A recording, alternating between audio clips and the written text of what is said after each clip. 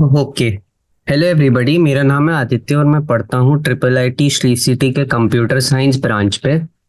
और आज के लेक्चर में हम कंटिन्यू करने वाले हैं हाइड्रोकार्बन्स। पिछले लेक्चर में हमने शॉर्ट आंसर टाइप तक खत्म कर दिया था और आज हम हमने शॉर्ट आंसर से पहले सारे एमसीक्यूज खत्म कर दिए थे और आज हम एमसीक्यूज करने वाले हैं। ओके, तो स्टार्ट करते हैं क्वेश्चन नंबर 20 से। So, question is, why do alkenes prefer to go electrophilic addition reactions whilst arenes prefer to go electrophilic substitution reaction? Explain.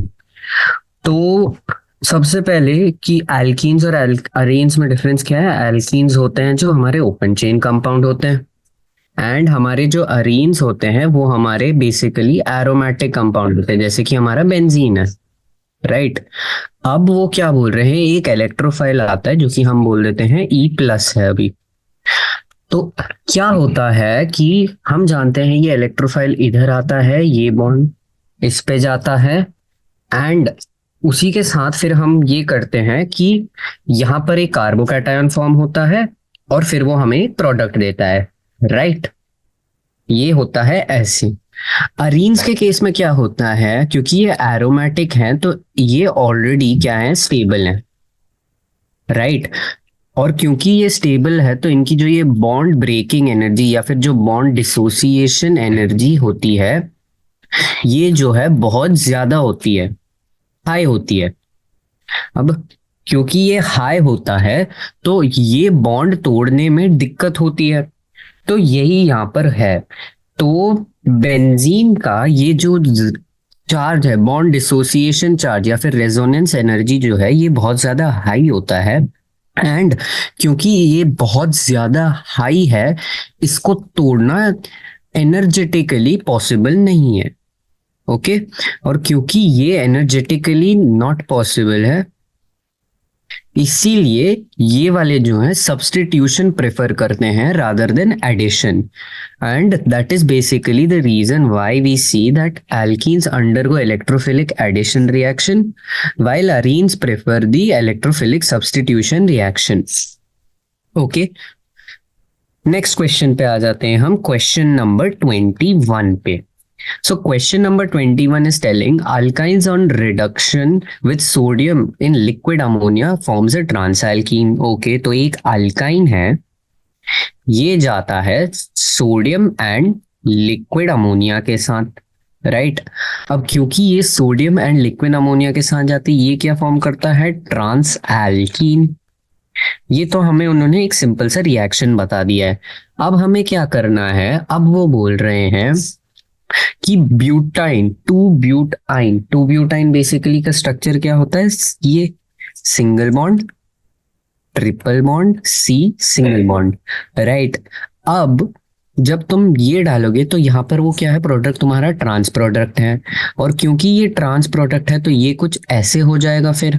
Right, ये हाइड्रोजन इसके बाद जब हम Na और लिक्विड अमोनिया ऐड करते हैं, तो जब हम Na और लिक्विड अमोनिया ऐड करते हैं तुम देख सकते हो ट्रांस आएगा और ये वाला ट्रांस जो है ये ज्योमेट्रिकल आइसोमर्स भी दिखाता है, इसके पास ज्योमेट्रिकल आइसोमर्स भी है।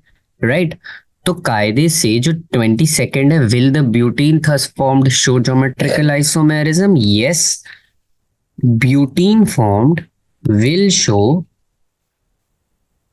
Geometrical isomerism. Right, this was a very simple question. अब हम बात करते हैं about question number 22।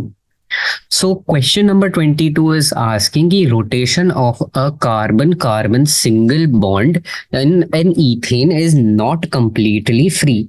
Okay. Why? Basically वो वाई पूछ रहे हैं, तो इसमें क्या है, मैं इसका एक न्यूमैन स्ट्रक्चर बना देता हूं। मैं यहाँ पर पहले क्या बना रहा हूँ, न्यूमैन स्ट्रक्चर।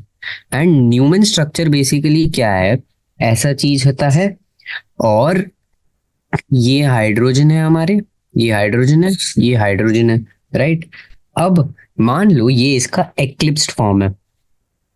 अब एक्लिप्स्ड में क्या होता है, उसके इमीडिएट पीछे होता है, चलो मान लो वो मैंने रेड कलर से दिखा दिया है। राइट, वो एक के पीछे एक होता है। अगर एक साइड एंगल से यहां से हम देखें तो ये कैसा होगा, ऐसा, ऐसा, राइट। और ये कौन सा फॉर्मेट होता है, ये होता है हमारा जो सॉ हॉर्स प्रोजेक्शन है, कुछ ऐसा दिखता है इसका। Okay, that's not the point. The point is ये न्यूमन स्ट्रक्चर को देखो। अब ये जो दोनों कार्बन कार्बन है, राइट, अब ये इसका एडजेसेंट है, ये इसका एडजेसेंट है। ये एडजेसेंट जो बॉन्ड्स हैं, इनके बीच में हम एक रिपल्शन देखते हैं, रिपल्शन, ठीक है। और इस रिपल्शन का जो टेक्निकल टर्म है वो क्या था, उसको हमने पढ़ा था as torsional strain, right. So torsional strain की वजह से हम देख सकते हैं कि kind of like a repulsion moment है। और क्योंकि यहां पर रिपल्शन है इसीलिए rotation is not easy. Why rotation is not easy? Due to the torsional strain, basically due to torsional strain. Make sense? ठीक है। अब क्योंकि टॉर्सनल स्ट्रेन है, रोटेशन होता नहीं है, इसीलिए हम देख सकते हैं कि जो हमारा रोटेशन है वो कंप्लीटली फ्री नहीं है। Okay, that is the story of this. 22nd question था। Okay, now coming to the next question, 23rd। So ये बोल रहे हैं draw the Newman and sawhorse projection of eclipse and staggered conformations. Staggered conformations अगर आप लोगों को याद है तो स्टैगर्ड कॉन्फर्मेशन क्या होता है कि उनके बीच में वो जो दो साइड है, जैसे ये अगर मैं इसमें दिखाऊं, अभी ये दोनों एक दूसरे के ऊपर छप जाएंगे, राइट। एक दूसरे के ऊपर अगर इस साइड को इसके ऊपर रखोगे तो कवर हो जाएगा। तो ये हमारा कौन सा फॉर्म है, ये एक्लिप्स फॉर्म है। जब ये वाला चीज इसका मिरर इमेज टाइप बन जाएगा, इसका उल्टा बन जाएगा, तो वो हमारा स्टैगर्ड फॉर्म है। तो पहले 23rd क्वेश्चन के लिए पहले ये समझ लो, मैं 100 हॉर्स फॉर्म में बना देता हूँ, राइट। और 100 हॉर्स में मैं इसको उसी एंगल से बनाऊंगा जिसमें मैंने जैसे पिछले क्वेश्चन में बनाया था। तो ये कार्बन है, ये कार्बन है, ये रहा, एंड ये रहा, right. Hydrogen hydrogen hydrogen hydrogen hydrogen hydrogen. ये क्या है, ये है हमारा एक्लिप्स्ड फॉर्म, एक्लिप्स्ड फॉर्म है। इसी को अगर आपको स्टैगर्ड बनाना है तो क्या कर दो, इसको तुम 180 डिग्रीज घुमा दो, पीछे वाले को 180 डिग्रीज घुमा दोगे तो ये क्या बनेगा, carbon carbon hydrogen hydrogen hydrogen hydrogen hydrogen hydrogen. ये जो है ये स्टैगर्ड फॉर्म है इसका। ओके, ये स्टैगर्ड फॉर्म है। अब 100 हॉर्स से न्यूमैन बनाना है आपको। तो न्यूमैन में क्या होता है, एक यहां ये सर्कल बना दो और बस दिखा दो इसको सामने या इस पॉइंट ऑफ व्यू से। तो यही बनाना है एक्लिप्स्ड का। अगर मैं न्यूमैन बताऊं, राइट, तो न्यूमैन कैसा होगा, ये एक होगा, ये तो आगे के होंगे कौन से वाले, ये वाले, ये और ये। मान लो मैं दूसरे वाले जो ब्लू कलर से दिखाता हूँ, ये है hydrogen hydrogen, and that is hydrogen. तो ये इसका क्या हो गया, एक्लिप्स्ड। सिमिलर चीज आपको यहां करनी है। ओके, तो ये लो, और ये मैं मान रहा हूं आगे का है अभी, राइट। तो ये क्या है, हाइड्रोजन हाइड्रोजन हाइड्रोजन, ये वाले। और अब मैं मान लेता हूँ रेड वालों से ये और ये वाला बना देंगे। अब देखो ये ऐसे है, हाइड्रोजन है, ये इसके 180 और ये इसका 180। तो ये क्या हो गया, ये हमारा स्टैगर्ड फॉर्म हो गया, राइट। सो यही न्यूमैन है, this is the Newman form, जो ये नीचे वाला है। और जो ये ऊपर वाला है ये हमारा बेसिकली 100 हॉर्स प्रोजेक्शन है इसका। ओके ओके, आई होप आपको समझ में आ गया होगा, ये इजी क्वेश्चन थे। एनीवेज, क्वेश्चन नंबर 24 देखते हैं। ओके, यहाँ पर एक चीज आपको समझनी है नेक्स्ट क्वेश्चन में। जैसे पहले देख लो, intermediate carbocation formed in the reaction of HI, HBr and HCl, ठीक है, with propene is the same bond energy. और HCl के साथ HBr और HI के बॉन्ड एनर्जी दी है। सबसे पहले बॉन्ड एनर्जी क्या होता है, एक तरह से अगर हम देखें, बॉन्ड एनर्जी बेसिकली वो एनर्जी है जो हमें कायदे से बॉन्ड तोड़ने के लिए चाहिए, राइट। जितना ज्यादा बॉन्ड एनर्जी उतना ज्यादा बॉन्ड तोड़ने का एनर्जी चाहिए। The energy required to break a bond, ये क्या होगा, ये होगा हमारा बॉन्ड एनर्जी।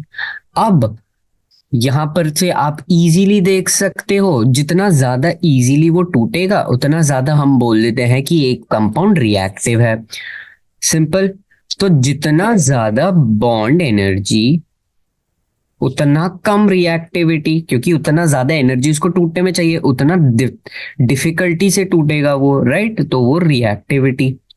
अब यहां पर आप इजीली बता सकते हो, ये सीधे सीधे क्या बन जाएगा, हमारा जो एच आई है उसका बॉन्ड एनर्जी सबसे कम है, तो वो सबसे ज्यादा रिएक्टिव होगा। उसके बाद हमारा एच बी आर रिएक्टिव होगा, और उसके बाद हमारा एच आई रिएक्टिव होगा, राइट।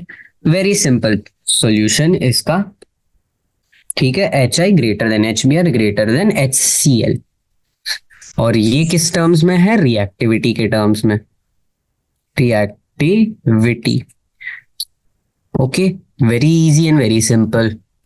अब आते हैं हम नेक्स्ट क्वेश्चन पे, जो कि है हमारा 25th क्वेश्चन। अब 25th क्वेश्चन में क्या है, बेंजीन है, right, and you are using एक अल्काइल क्लोराइड टाइप थिंग। तो हम मान लो यूज कर रहे हैं CH3, CH2, CH2, Cl। इसके साथ हम क्या यूज कर रहे हैं, AlCl3। अब AlCl3 की खास बात क्या है, जो AlCl3 है वो क्या है, एक इलेक्ट्रोफाइल है। इलेक्ट्रोफाइल मतलब उसमें क्या है, इलेक्ट्रॉन्स की कमी है। तो क्या होता है, वो इस क्लोरीन को ले लेता है, राइट। और वो क्या बन जाता है, वो बन जाता है AlCl4-। ठीक है। और यहां क्या बचेगा, इस चीज में बचेगा CH3, CH2 एंड CH2। देखो Cl तो चला गया, राइट। क्योंकि Cl चला गया है तो हम क्या बोलेंगे कि कार्बोकैटायन इधर आ जाएगा। ओके। तो अब देखो, वहां कार्बोकैटायन आ गया है। अब कार्बोकैटायन क्या देखेगा, कार्बोकैटायन अपना स्टेबिलिटी देखेगा, राइट। और स्टेबिलिटी में हमें क्या पता है, कार्बोकैटायंस में कि 3 डिग्री होता है, फिर 2 डिग्री होता है, फिर 1 डिग्री होता है, राइट। अब ये क्या है, ये 1 डिग्री है। क्या ये 2 डिग्री जा सकता है, हाँ बिल्कुल, एक हाइड्रोजन शिफ्ट के साथ ये 2 डिग्री में जा सकता है। तो ये क्या होगा, ये 2 डिग्री में चला जाएगा। तो ये फिर हमारा जो ये इंटरमीडिएट है ये बन जाएगा CH2 with a plus and CH3। अब ये जो है, ये क्या होगा, एक होगा इलेक्ट्रोफिलिक सब्स्टिट्यूशन बेंजीन पे, राइट। क्योंकि बेंजीन इलेक्ट्रॉन रिच है, इलेक्ट्रोफिलिक सब्स्टिट्यूशन होगा, हाइड्रोजन की जगह ये जो पूरा ग्रुप है ये आ जाएगा।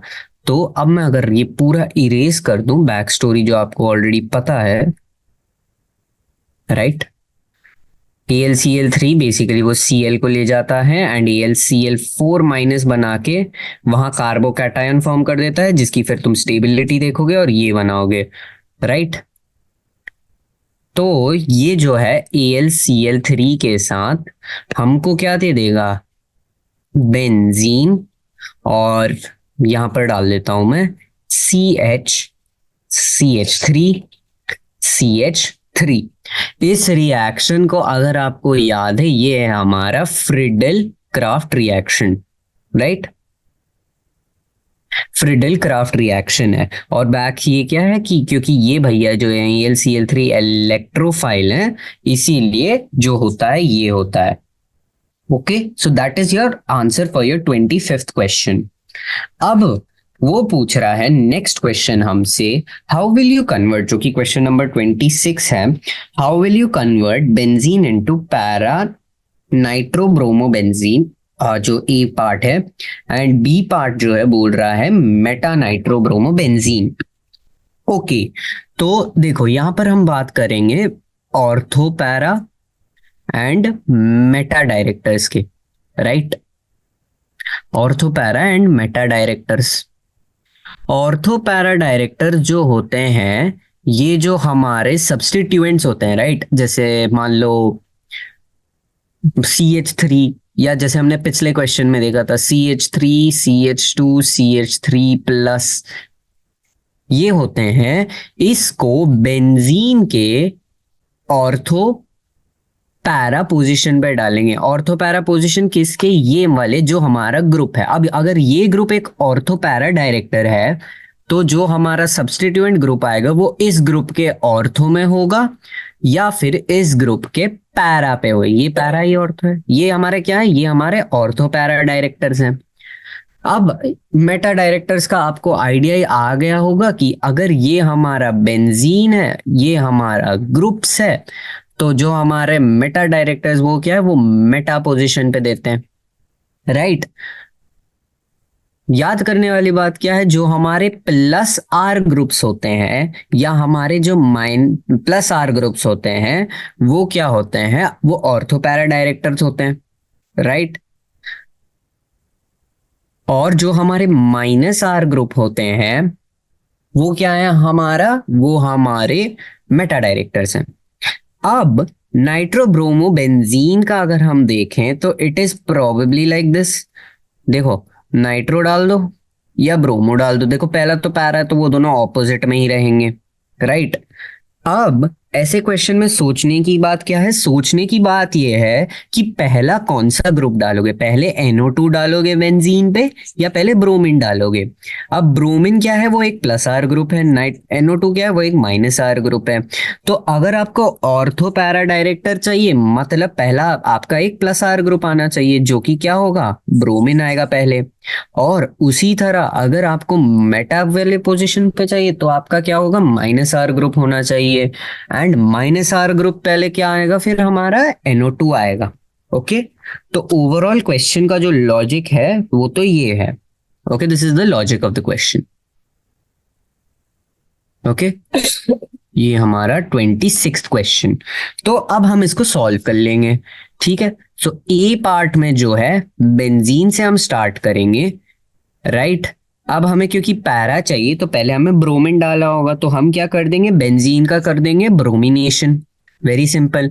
ब्रोमिनेशन क्या होता है? बेसिकली तुम Br2 और FeBr2 Br3 यूज कर लोगे, राइट। तुम ये यूज करोगे ब्रोमिनेशन के लिए, और ब्रोमीन कहाँ आ जाएगा? ब्रोमीन बेंजीन पे लग जाएगा ऐसे। अब ब्रोमीन है मतलब एक para director, ortho para director आ गया है। अब इसका नाइट्रेशन कर दो। नाइट्रेशन करोगे तो ये क्या होगा? ब्रोमीन, और यहां पर आ जाएगा NO2 जो कि क्या है हमारा? ये हमारा है para nitro bromo benzene. Okay, इससे अब आपको लॉजिक आ गया होगा पार्ट बी कैसे करेंगे। तो मैं इसका पूरा रिएक्शन नहीं लिखूंगा, मैं बस लिख दूंगा उसको वर्ड्स में। बेंजीन पहले नाइट्रेशन करोगे क्योंकि तुम्हें क्या चाहिए? तुम्हें एक मेटा डायरेक्टर चाहिए। मान लो एक इंटरमीडिएट आ गया I, फिर तुम क्या करोगे? फिर ब्रोमिनेशन कर दो, तो फिर तुम्हें क्या मिल जाएगा? Meta nitrobromo benzene. Meta nitrobromo benzene मिल जाता है, ठीक है। तो लॉजिक यही रखना है कि ग्रुप के हिसाब से कौन सा ग्रुप पहले आएगा फिर कौन सा ग्रुप बाद में आता है। That is the question. Okay, next question 27th question discuss करते हैं। Arrange the following set of compounds in the order of the decreasing relative reactivity with and electrophile. Okay, हमें 3 कंपाउंड दिए हैं। कौन से 3 दिए हैं? OCH3 लगा है एक, ओ सॉरी, OCH3, दूसरा लगा है क्लोरीन, एंड तीसरा जो लगा है NO2 लगा है, राइट। अब क्योंकि OCH3Cl2NO2 रिएक्टिविटी किसके साथ है? Electrophile. Electrophile lakhs electrons. Lakhs electrons मतलब जो इसको ज्यादा इलेक्ट्रॉन्स दे पाएगा वो ज्यादा रिएक्टिव है, खत्म, राइट। क्योंकि in the end the most stable product is formed. अब OCH3 क्या है? ये एक प्रॉपर प्लस आर ग्रुप है। जो ये हैलोजेंस होते हैं ये क्या होता है? ये प्लस आर होते हैं लेकिन ये माइनस आई देते हैं। और जो नाइट्रो है ये क्या है? ये माइनस आर है और माइनस आई ग्रुप है, राइट। इसीलिए इसीलिए क्या होगा, इलेक्ट्रोफाइल में इलेक्ट्रॉन्स देने वाले वक्त तो क्या है, प्लस आर है, माइनस आई थोड़ा इलेक्ट्रॉन खींचता है, एंड माइनस आर और माइनस आई का कॉम्बो पूरी तरह इलेक्ट्रोफाइल को का इलेक्ट्रॉन्स अपनी तरफ खींचेगा, तो ये क्या होगा, इसका जो चार्ज है वो बढ़ जाएगा। ठीक है, इस हिसाब से आपको आइडिया आ गया होगा कि रिएक्टिविटी की तरह डिक्रीजिंग रिलेटिव वैल्यू में तो सबसे ज्यादा किसका होगा, इसका होगा, फिर किसका होगा, फिर क्लोरीन का होगा, और फिर नाइट्रो का होगा। तो इसका आंसर होगा benzene with OCH3 on it, फिर क्लोरीन, एंड देन NO2।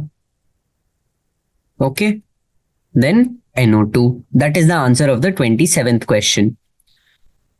अब 28th क्वेश्चन, कायदे से तो हमने उसे 27th क्वेश्चन पे ही आंसर कर दिया, लेकिन लिखने के लिए लिख देते हैं इधर।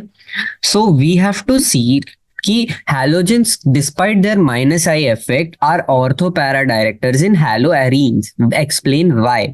ओके, तो हमने क्या पढ़ा था, हमने पढ़ा था जो हमारे या ortho and para directing compounds होते हैं वो क्या होते हैं, सिंपली होते हैं हमारे प्लस आर, राइट।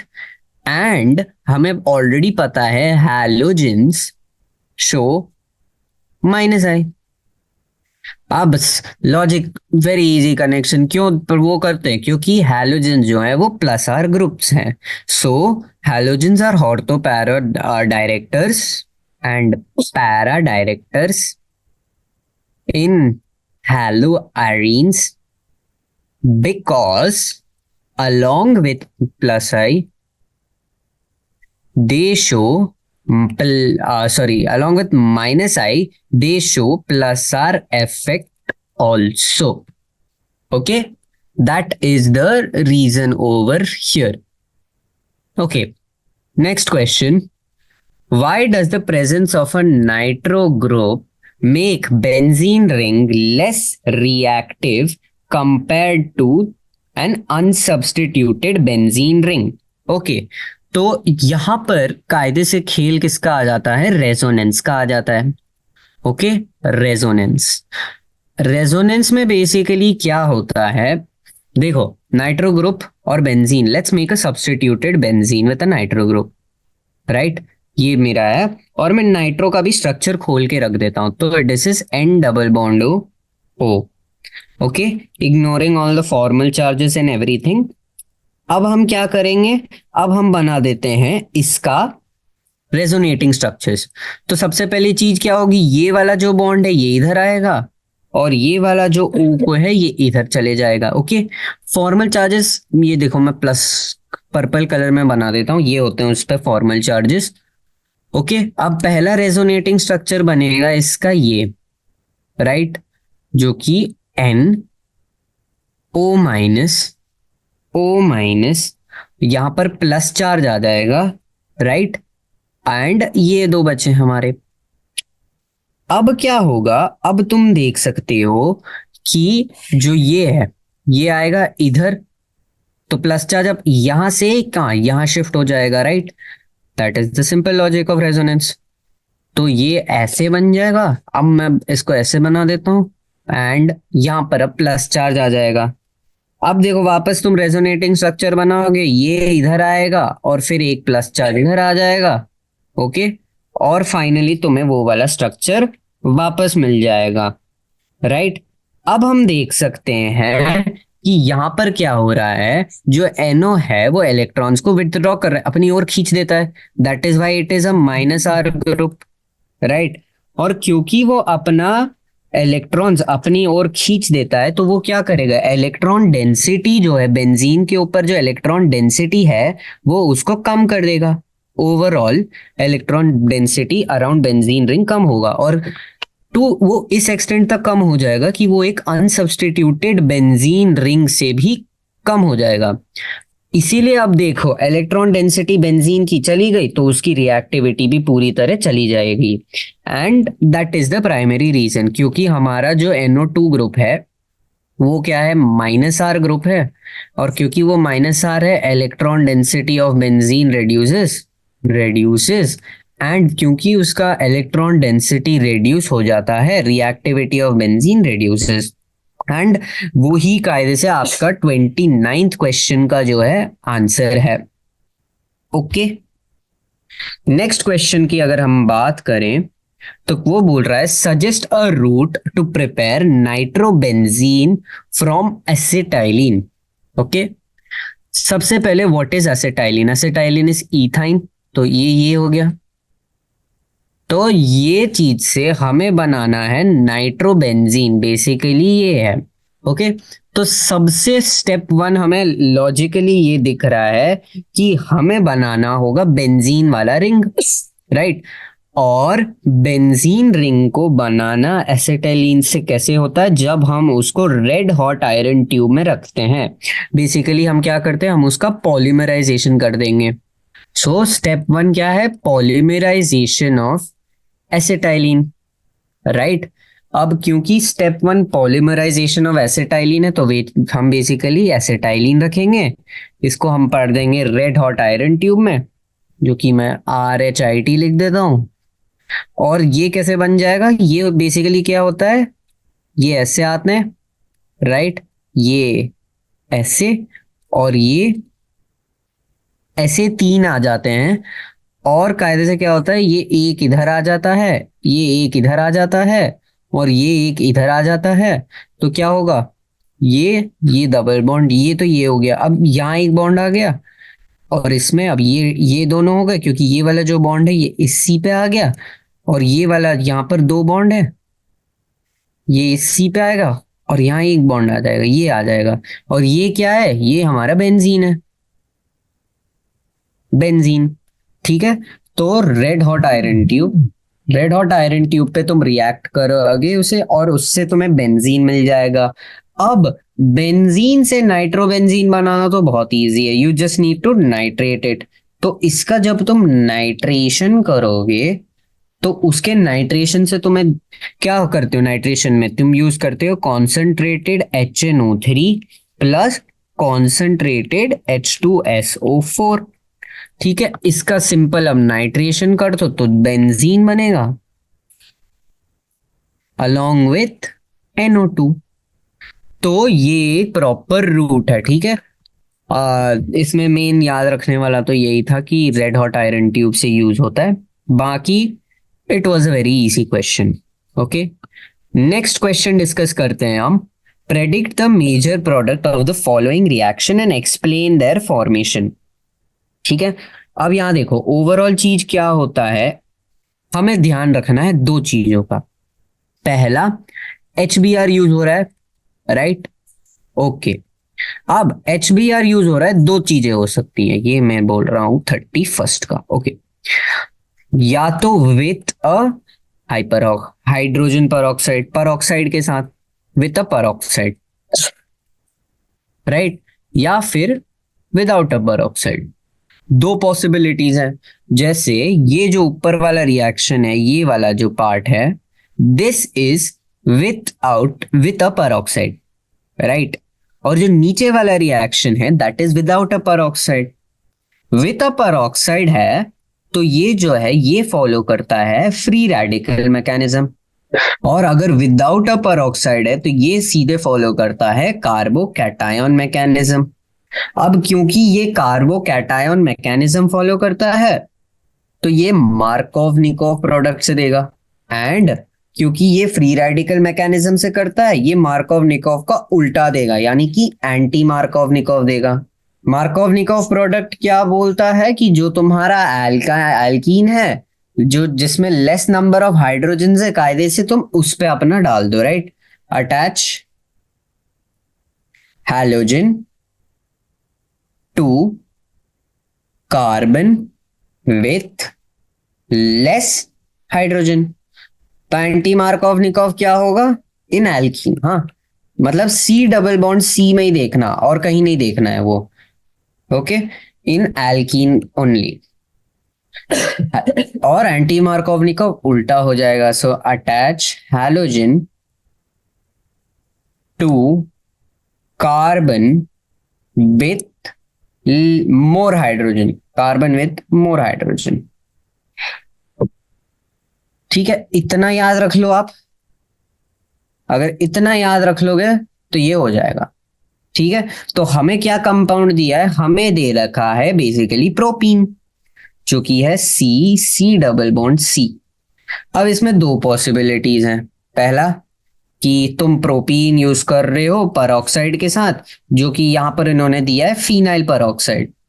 ठीक है, जो कि बेसिकली क्या है, ये है पीएच, पीएच फिनाइल, फिनाइल मतलब बेंजीन। ठीक है, C double bond O, C double bond PH, right, plus HBr। अब ये देखो यहाँ पर पर ऑक्साइड है, पर ऑक्साइड यानी कि क्या होना चाहिए यहाँ पर, हमारा फ्री रेडिकल मैकेनिज्म, यानी कि एंटी मार्कोवनिकॉव। एंटी मार्कोवनिकॉव में कौन सा ग्रेटर नंबर कार्बन पे है, यहाँ हाइड्रोजन 2 है, यहाँ हाइड्रोजन 1 है, राइट, तो इस वाले पे लगेगा, तो प्रोडक्ट तो ये बनेगा। ठीक है, ये हमारा ये साइड का प्रोडक्ट है। ओके, मैकेनिज्म पे हम बात करेंगे अभी 1 मिनट में, फिर देख लेंगे। और उधर ही तुम अगर खाली HBr लगाओगे तो लेस वाले कार्बन पे जाएगा, जो कि यहाँ पर ये वाला है, राइट। तो ये CBr, H में इधर लिख देता हूं CH3। तो ये हमारा मार्कोवनिकॉव प्रोडक्ट है, और ये जो हमारा है ये हमारा एंटी मार्कोवनिकॉव है। ठीक है, एंटी मार्कोवनिकॉव प्रोडक्ट है। अब होता क्या है, तो बेसिकली क्या होता है, मैं ये अभी ऐसे लिख देता हूं। ठीक है, यहां लिख देते हैं छोटा सा, RC double बॉन्डो OC double बॉन्डो R। पहली चीज क्या होती है, फ्री रेडिकल यहां से टूटता है, सॉरी 2 R पर ऑक्साइड है, हाँ, तो आधा इधर आ जाता है, तो हमारे पास फिर क्या आ जाता है, 2RC डबल बॉन्ड O के फ्री रेडिकल्स, राइट, डॉट मतलब फ्री रेडिकल होता है। फिर क्या होता है कि अब यहां पर होगा ये, कि ये बॉन्ड इधर एक टूटेगा, ये बॉन्ड इधर एक टूटेगा, और अब क्या होगा, तुम्हारे पास 2R डॉट है, और ये ऐसा बन जाएगा, यहाँ एक फ्री रेडिकल, यहाँ एक, तो ये दो फ्री रेडिकल कंबाइन करके एक बॉन्ड बना के CO2 के फॉर्म में दो CO2 बाहर आ जाएंगे। अब तुम्हारे पास फ्री रेडिकल R का आ गया है, और HBr भी उसी तरह टूटेगा, राइट। तो PH, या फिर जो इस केस में हमारा R है, R रेडिकल जाएगा HBr पे जाएगा, और RBr फ्री रेडिकल जो है ये कंबाइन करके RBr दे देंगे, जो कि हमारा ये वाला प्रोडक्ट है। ठीक है, which is this product here. Okay, तो आई होप क्लियर हो गया, इजी था मैकेनिज्म इसका ओवरऑल, तो यही था। ओके, नेक्स्ट क्वेश्चन पे आ जाते हैं हम, question number 32। All right, so question number 2 बोल रहा है कि न्यूक्लियोफाइल होते हैं जो इलेक्ट्रॉन रिच होते हैं, इलेक्ट्रोफाइल्स होते हैं जो इलेक्ट्रॉन डेफिशिएंट होते हैं, और हमें बस क्लासिफाई करना है कि कौन सा न्यूक्लियोफाइल है, कौन सा इलेक्ट्रोफाइल है। तो आपको न्यूक्लियोफाइल का मतलब पता है, आपको इलेक्ट्रोफाइल का मतलब पता है, तो मैं जानता हूं कि आप ये आराम से कर लेंगे। तो 32nd क्वेश्चन जो है ये आपका होमवर्क है। ओके, न्यूक्लियोफाइल का डेफिनेशन पता है आपको, जिन पे इलेक्ट्रॉन की ज्यादा वो है, नॉर्मल से ज्यादा है तो वो न्यूक्लियोफाइल है, नॉर्मल से कम है तो वो इलेक्ट्रोफाइल है। बाकी आप इसका सब्स्टिट्यूशन आराम से कर सकते हो। ठीक है, 1 मिनट। ओके, अब हम बात कर लेते हैं नेक्स्ट क्वेश्चन के बारे में। तो next question is an interesting question. You have class here. Okay, so हम बात करने वाले हैं एक कॉन्सेप्ट में अबाउट मोनोक्लोरिनेशंस। ओके, तो कंपाउंड जिसके बारे में हमें बात करना है that is 2-methyl butane. So the question says that the relative reactivity of 1 degree, 2 degree and 3 degree hydrogen towards chlorination is this. Calculate the percentage of monochlorinated products obtained from 2-methyl butane. Monochlorination मतलब एक chlorine आ रहा है, right. Okay, screen थोड़ा पकड़ लेंगे, ये looks good. All right, so monochlorination means one hydrogen. Now considering our compound which is 2-methyl butane, तो 2-methyl butane और 2 पे एक मिथाइल है, राइट। मोनोक्लोरिनेशन, यहाँ पर एक H है, H एंड H3, राइट। एक क्लोरीन आएगा और वो किसी भी हाइड्रोजन पे सब्स्टिट्यूट हो सकता है, राइट। अब अगर हम देखें, हाइड्रोजन भी तीन कैटेगरी के होते हैं, या तो प्राइमरी हाइड्रोजन, या तो सेकेंडरी हाइड्रोजन, या फिर टर्शियरी हाइड्रोजन। अब इस कंपाउंड में अगर हम ध्यान से देखें, प्राइमरी हाइड्रोजन कितने हैं? ये तीन, ये तीन और ये तीन, राइट। मैं प्राइमरी पे P लिख देता हूं। कूल। क्यों है ये प्राइमरी? क्योंकि ये 1 डिग्री कार्बन पे अटैच है। This is a 1 degree carbon, this is a 1 degree carbon, this is a 1 degree carbon, this is a 3 degree carbon, and this is a 2 degree carbon. Okay, तो मैं क्या बोल रहा हूं? मैं बोल रहा हूं कि जो तुम्हारे 1 डिग्री कार्बन है उस पे 1 डिग्री हाइड्रोजन लगा होगा, तो ये primary hydrogen, primary hydrogen, primary hydrogen. This is a secondary hydrogen, this is a secondary hydrogen, and this is a tertiary hydrogen. ठीक है, तो हम देख सकते हैं कितने 1 डिग्री हाइड्रोजन है इसमें। 9 1 डिग्री हाइड्रोजन है। इस 2 2 डिग्री हाइड्रोजन है और 1 3 डिग्री हाइड्रोजन है, राइट। ओके, अब देखो रिलेटिव रिएक्टिविटी क्या दिखा रहा है। Relative reactivity is 1:3.8:5। ओके, अब मतलब हर एक अगर हम देखें out of normal reactivity terms में, वन हर एक 1 डिग्री हाइड्रोजन का 1 है, 1 टाइम्स है। हर एक 2 डिग्री हाइड्रोजन का 3.8 टाइम्स है, एंड हर एक 3 डिग्री हाइड्रोजन का 5 टाइम्स है, right. This is the 1 degree, this is for the 2 degree, and this is for the 3 degree. और कितने 1 डिग्री है? 9 1 है। तो रिलेटिव का अगर अब टोटल अमाउंट निकाले, रिलेटिव अमाउंट अगर हम देखें क्या होगा, 1 × 9, 2 × 3.8, 1 × 5। ओके, दैट्स 1 × 5, जो कि कितना होगा? ये देख लो, ये कितना है? ये होगा 9, ये आएगा 7.6, एंड ये आएगा 5। ओके, अब तो हम बोल रहे हैं 1 डिग्री के अप्रोक्सीमेटली 9 प्रोडक्ट्स आएंगे हमें, इसके अप्रोक्सीमेटली 7.6 प्रोडक्ट्स आएंगे, एंड इसके अप्रोक्सीमेटली 5 प्रोडक्ट्स आएंगे। ओके, अब टोटल प्रोडक्ट कितने आएंगे? 9 + 7.6 + 5, 21.6। आई नो ये थोड़ा अजीब लग रहा है सुन के कि टोटल प्रोडक्ट्स डेसिमल के अराउंड है, बट इसको आप एक कंपैरिजन टाइप कर सकते हो कि अच्छा इतना अप्रोक्सीमेटली 1 डिग्री होगा, इतना अप्रोक्सीमेटली 2 डिग्री होगा। तो अब देखो, तुम्हें टोटल मिल गया, तुम्हें 1 डिग्री का उतना मिला, 2 डिग्री का उतना मिला, 3 डिग्री का उतना मिला है। अब सिंपल तुम्हें क्या निकालना है? इनके परसेंटेज निकालने। तो 1 डिग्री का परसेंटेज कितना होगा? 9 है 21.6 में से, इंटू 100। 2 डिग्री का कितना होगा? 7.6 है, तो 7.6 into 21.6 into 100। And similarly 3 degree के कितने होंगे? 5 प्रोडक्ट्स आ रहे हैं, राइट। सो 5 है into 21.6 into 100।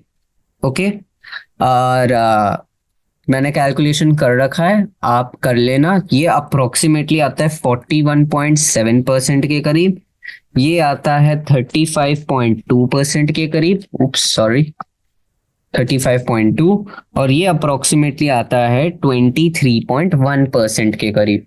Okay, so this was what तुम्हें इस ओवरऑल क्वेश्चन में करना था। बेसिकली क्या करना था, तुम्हें पहले देखना था कितने 1 डिग्री, 2 डिग्री, 3 डिग्री हाइड्रोजन है, उनके रिलेटिव रिएक्टिविटी से उस नंबर को मल्टीप्लाई कर देना, ताकि तुम्हें पता चले रफली तुम्हें कितने प्रोडक्ट्स आ रहे हैं, और फिर तुम उसके परसेंटेज निकाल दो टोटल निकाल के।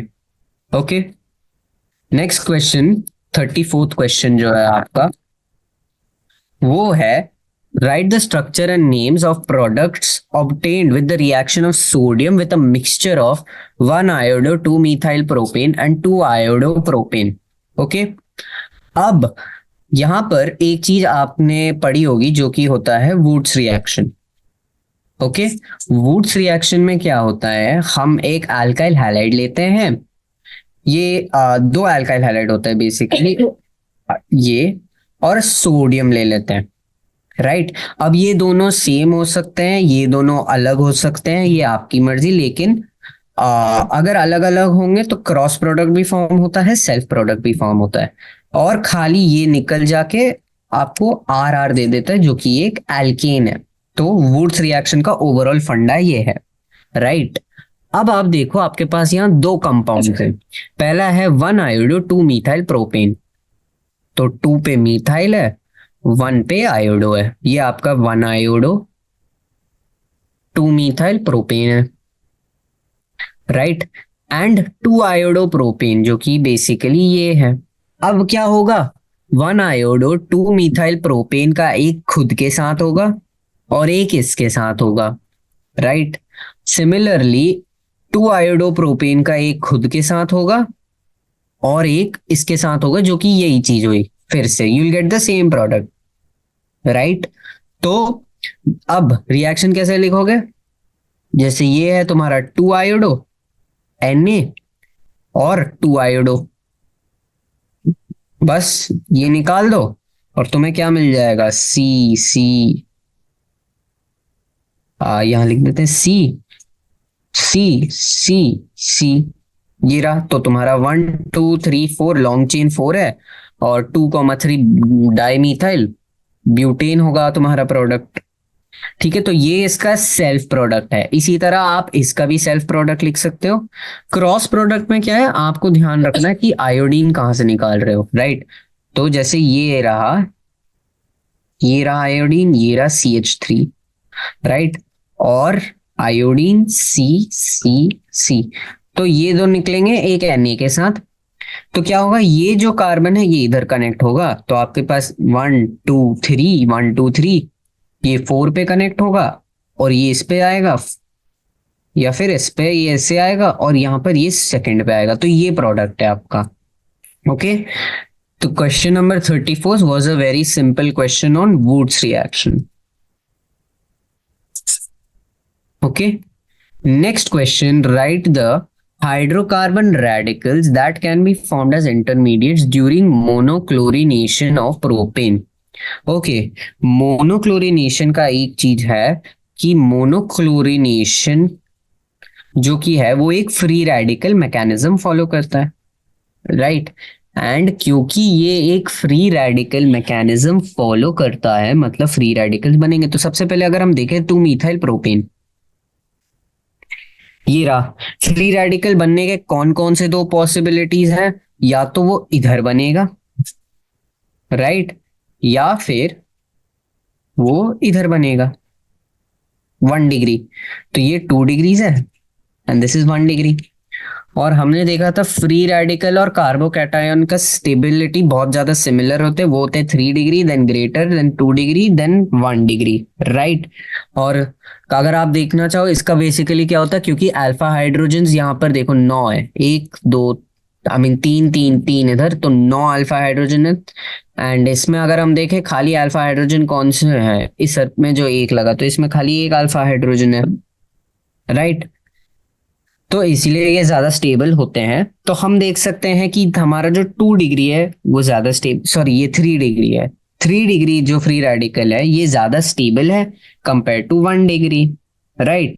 और हमें पता है कि which of them is more stable, आपने देख लिया है 3 degree is more stable, and the reason why they are stable is because of their 9 alpha hydrogen that it has, okay. तो ये दो इंटरमीडिएट्स फॉर्म होंगे और ये इसका स्टेबिलिटी है, okay. Question number 36, an alkane C8H18 is formed as the only product on subjecting a primary alkyl halide into a Wurtz reaction.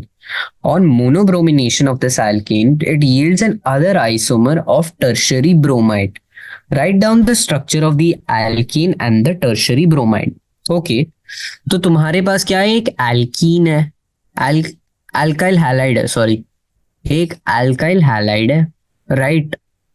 और तुमने वुड्स रिएक्शन करा, तुम्हें क्या आया, एक एल्केन जिसका है C8H18 टाइप, ओके। फिर ये तुमने एल्केन लिया और तुमने इस पे क्या कर दिया, तुमने इस पे ब्रोमिनेशन कर दिया, okay. So this is an alkane. और फिर तुमने क्या करा, तुमने एल्केन एंड उस पे क्या कर दिया, ब्रोमिनेशन। तो तुम्हें क्या आएगा, एक टर्शियरी ब्रोमाइड, ब्रोमाइड आएगा, राइट। टर्शस तो सबसे पहले अगर हम देखें, राइट, हमारा अगर C8H18 है, ओके, तो ऐसा हो सकता है, देखो इसका एक दो तीन, ये एक एग्जाम्पल देख लो, राइट। तो ये है, हम मैंने एग्जाम्पल लिखा है। यहाँ पर क्या है, यहाँ पर हमारे पास दो NaI निकलेगा, राइट। और क्या होगा, कार्बन काउंट जो है दोनों का मिला के होगा। अब यहाँ पर क्या है, 8 है, राइट। तो इसका मतलब है कुछ C4H, जो भी नंबर आएगा अल्काइल हैलाइड, तो एक कम होगा, C4 2n-1, और वो आएगा, लेकिन लॉजिक यह है कि 4 कार्बन वाला जो है वो होगा, राइट। ओके, तो अब तुम्हें इतना पता है, जो तुम्हारा इनिशियल अल्काइल हैलाइड है उसमें 4 कार्बन होंगे, और 4 कार्बन वाले दो पॉसिबिलिटीज हैं, राइट। या तो वो 1 डिग्री होगा या फिर वो 2 डिग्री होगा, क्योंकि ये ओपन चेन होंगे। सो या तो वो इधर होगा या तो वो इधर होगा, यही दो पॉसिबिलिटीज हैं, राइट। अब हमने बोला है कि जो हमारा ये है, ये टर्शियरी अल्काइल हैलाइड देगा। अब टर्शियरी अल्काइल हैलाइड क्या होता है, जब हम एक एल्केन पे ब्रोमिनेशन करते हैं तो एक हाइड्रोजन जाता है। अब क्योंकि एक हाइड्रोजन टर्शियरी पोजीशन से जाएगा, तो मतलब कि इनमें से जो ये एल्केन है, एक टर्शियरी हाइड्रोजन बचा रहना चाहिए। अब टर्शियरी हाइड्रोजन कैसे बचा रहेगा, is the question that we will ask, right. Yes, इसका स्ट्रक्चर होगा, राइट। तो टर्शियरी हाइड्रोजन होगा तो ये ऐसे फॉर्म में आ जाएगा, सिंपल। तो इसका स्ट्रक्चर ये हो जाएगा। हमने क्या बोला था, हमने इनिशियली ये बोला था कि यही दो पॉसिबिलिटीज हैं, लेकिन अब हमें पता है कि यहाँ पर ये 3 डिग्री का होना चाहिए, ठीक है। 3 डिग्री का हाइड्रोजन आएगा, 3 डिग्री का हाइड्रोजन आएगा, मतलब कि ये जो चीज है वो यहां से उठ के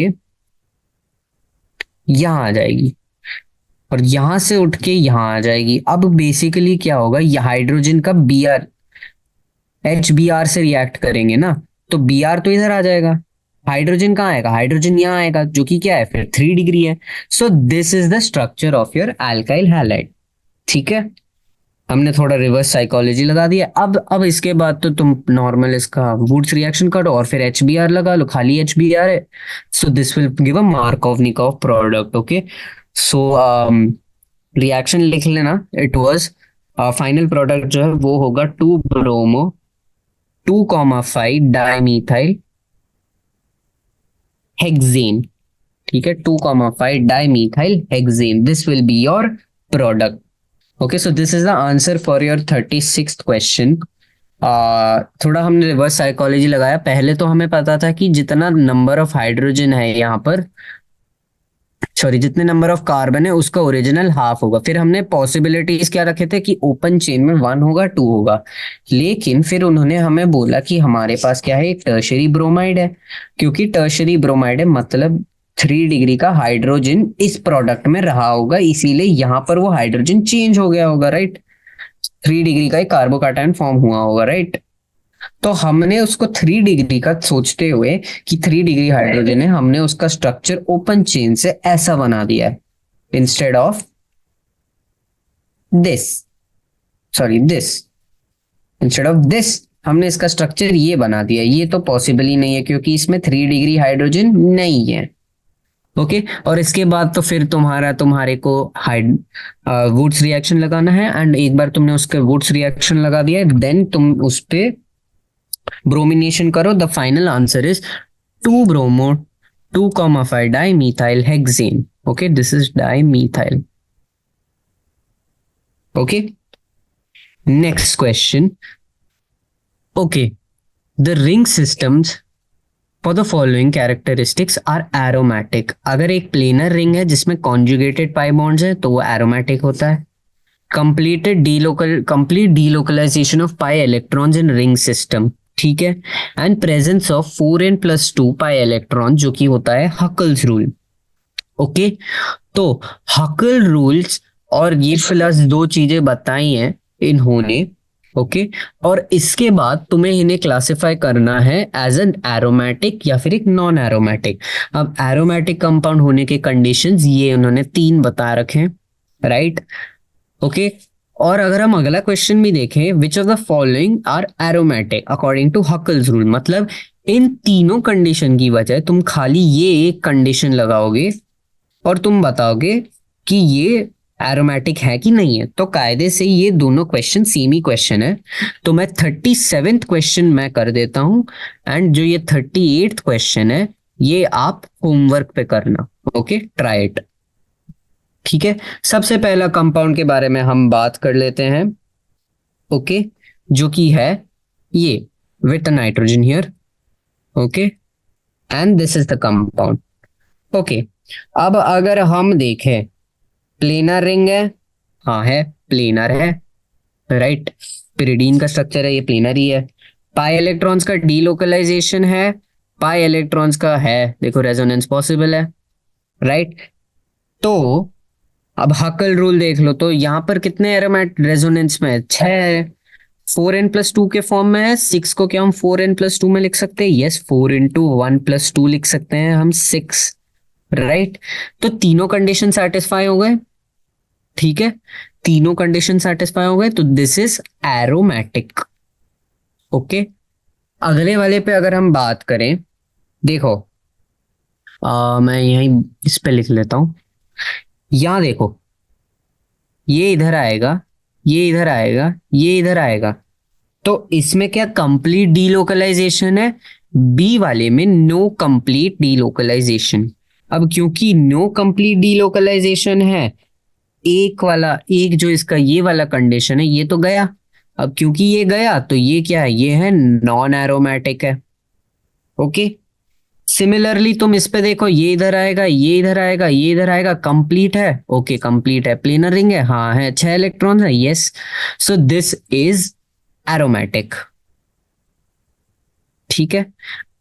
इज दिस एरोमेटिक या नॉन एरोमेटिक, देखो प्लस है, यहाँ माइनस नहीं है, यहाँ पर माइनस था, यहाँ प्लस है, प्लस है, तो फिर रेजोनेंस इज नॉट पॉसिबल। यहाँ पर ये वाला पॉसिबिलिटी है कि तुम एक ही बॉन्ड को शिफ्ट कर सकते हो, right. So this completes it, ये कंप्लीट डीलोकलाइजेशन वाला सेटिस्फाइड नहीं है, सो this is non aromatic, okay. ये आप कर लोगे, ये इजी है, लॉजिक सेम लगाना है। इस पे बात करते हैं, ठीक है। इस पे देखो, ये इधर आएगा, ये इधर आएगा, ओके। तो इस पे ये तो नहीं हो रहा है कंप्लीट डीलोकलाइजेशन। और अगर हम देखें इस पे कितने इलेक्ट्रॉन्स हैं, इस पे 8 इलेक्ट्रॉन्स हैं, 8 इलेक्ट्रॉन्स इज नॉट 4n+2 के फॉर्म पे, 8 इलेक्ट्रॉन्स इज 4n के फॉर्म पे। तो हक्कल्स रूल भी इधर फॉर्म सेटिस्फाई नहीं हुआ है, राइट। अब क्योंकि हक्कल रूल इधर सेटिस्फाई नहीं हुआ है, that makes this non aromatic, okay. तो अगर आपको एक बार में इसका आंसर देना है, ठीक है, ओके, जस्ट मिनट, राइट। तो अगर आपको अब मैं एक बार पे इसका आंसर दे दूं, सो ए क्या है, एरोमेटिक, बी क्या है, non aromatic, C is aromatic, D is non aromatic, E जो है वो एरोमेटिक होगा, एफ ऑल्सो एरोमेटिक होगा as a matter of fact, G is non aromatic, okay. So this is the answer. Same logic लगा के आप 38th question कर लोगे। And coming for the last question of the day, जो कि हमारा 39th question, ठीक है। 39th क्वेश्चन क्या बोल रहा है, suggest a route to prepare ethyl hydrogen sulphate, जिसका स्ट्रक्चर यही दिया है, स्टार्टिंग फ्रॉम एथेनॉल। तो क्या है, तुम एथेनॉल से स्टार्ट करोगे और तुम्हें एंड में ये आना है, ओके। एथेनॉल क्या है, C2H5OH, राइट। अब सबसे पहले तो तुम्हारे को यहाँ देखो एक सल्फर का वो करो। अब लॉजिकली क्या होगा, तुम्हारे पास ये जो पार्ट है SO2OH, ये तुम किसी और कंपाउंड से लाओगे, और जो ये पार्ट है CH3CH2O, ये वाला पार्ट ये रहा, ओके। तो आप हाइड्रोजन से अलोंग बॉन्ड तोड़ दोगे, तो ये वाला जो है इसको हम क्या बोलते हैं, ये है हमारा हाइड्रोजन सल्फेट का न्यूक्लियोफाइल, हाइड्रोजन सल्फेट, ये न्यूक्लियोफाइल है। तो ये वाला न्यूक्लियोफाइल कहीं से मिल गया, अगर मान लो ये न्यूक्लियोफाइल मिल गया आपको, राइट। अब ये न्यूक्लियोफाइल आप क्या करोगे, सबसे पहले तो आपको यहां पर ये वाला बॉन्ड निकालना है। ये कैसे निकालोगे, ये आप ऐड कर दो इस पे HI या H2SO4 के साथ रिएक्ट कर दो, ठीक है। सो अगर आप रिएक्ट में आई डालोगे तो प्रोटोनेटेड हो जाएगा, ये प्रोटॉन देगा, H लेगा, फिर ये बनेगा। ये बेसिकली जो एस्टरिफिकेशन का आपका आधा मैकेनिज्म है वो लगेगा, एस्टरिफिकेशन का वो मैकेनिज्म लगेगा तो फिर ये बन जाएगा CH3CH2O, एक H इधर लेगा, एक H इधर लेगा और ये बन जाएगा। अब क्या होगा, अब ये न्यूक्लियोफाइल अटैक करेगा, न्यूक्लियोफाइल अटैक करेगा इधर, राइट, इधर अटैक कर लेगा और ये न्यूक्लियोफाइल जो है वाटर किक आउट कर लेगा। Okay, so that will give you your product. तो एक बार अगर समराइज कर लें तो हमारे को सबसे पहले हाइड्रोजन सल्फेट वाला वो प्रोडक्ट चाहिए। तो हम क्या करेंगे, H2SO4 लेंगे तो और हम एक H निकाल देंगे, फिर हमारे पास क्या बचा होगा ये। अब ये कायदे से जो ये लिखा है SO4H, it is nothing but OSO2OH, ठीक है। तो तुम्हें न्यूक्लियोफाइल मिल गया। अब तुम बेसिकली क्या करोगे, CH3CH2OH, इसको HI पे रिएक्ट मारोगे, ये H ले लेगा, या HCl से भी रिएक्ट कर सकते हो जैसे हम वो एस्टरिफिकेशन में यूज करते हैं, CH2OH2 प्लस। अब क्या होगा, अब ये जो न्यूक्लियोफाइल है दिस विल अटैक दिस और ये H2O बाहर आ जाएगा, सो -H2O, so CH3CH2OSO2OH, this is your final product. Okay, तो इसी के साथ हमने जो है इसके शॉर्ट आंसर टाइप कर लिए हैं। नेक्स्ट लेक्चर पे वी विल कंप्लीट उसका match the following and match the following complete कर लेंगे और असर्शन एंड रीजन टाइप करके लॉन्ग आंसर टाइप भी नेक्स्ट लेक्चर में कोशिश करेंगे कंप्लीट करने का। Okay, so that was it for today's lecture guys and have a great day. Thank you.